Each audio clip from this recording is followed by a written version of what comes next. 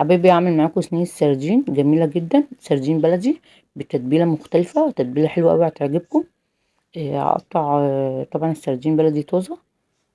هجيب طماطمتين كبار او تلاتة، وهجيب بصله متوسطه، وهجيب فلفل اقطعه برضو شرايح، وهجيب توم، وهجيب هريسه شطه. والبهارات اللي معايا هحط بهارات سمك وكمون وكزبره وملح ونص معلقه فلفل اسود، وهحط ليمونه كامله. لو الليمون صغير حطي ليمونتين. وهحط خل وهحط زيت. دي التتبيله اللي انا هتبل بيها السمك، هحطهم كلهم على بعض دول واقلبهم، وهسيبهم عقبال ايه محضر حاجتي يكون كله يشرب مع بعض.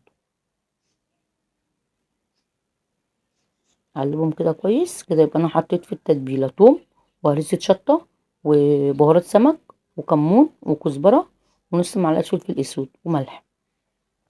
هنا هحط من البصل وطماطم وفلفل، وطبعا هحط جزء من التتبيله في الارضيه، يعني الارضيه احط فيها على اساس ايه السردين يبقى طايله من التتبيله من فوق ومن تحت.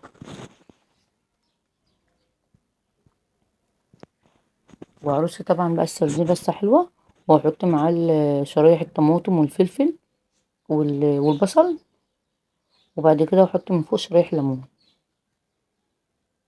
طبعا صينيه خفيفه متاخدش وقت، وطعمها بتبقى جميله جدا، وصحيه طبعا قوي قوي لينا وللاولاد يعني، وخصوصا الاولاد يعني حاجه طبعا مفيده قوي ليهم.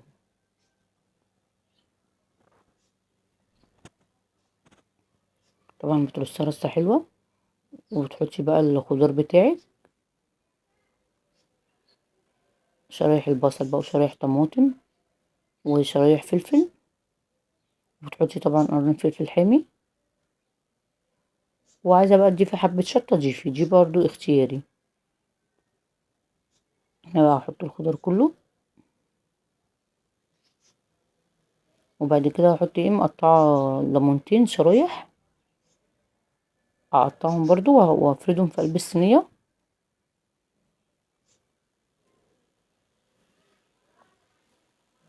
الشطه دي حبايبي اختياري بقى، اللي عايز يحط شطه يحط، مش عايز ما يحطش، لان طبعا حاطه فلفل كوبي مش حامي يعني. وهحط بس قرن حامي، فبرضو مش هيديني الحماني اللي انا عايزاه. ودي بقى بقية التتبيله هشرب بيها السردين كلها. انا بقى مش هحط ميه ولا هحط حاجه، وهسيبها كده نص ساعه. طبعا نص ساعه ساعه براحتك، وبعد كده بقى احطيها في الفرن. بتاكلي طبعا صينيه سردين ملهاش حل، طعمها جميل جدا. بصي يا حبايبي، دي بعد ما خلصت لسه بقى طبعا احطها بقى في الفرن.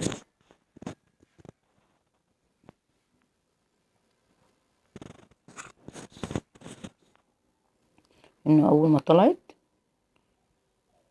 جميله طبعا جدا. جربوها بالتتبيله دي هتعجبكم قوي، بألف هنا وشفا. والسلام عليكم ورحمه الله وبركاته.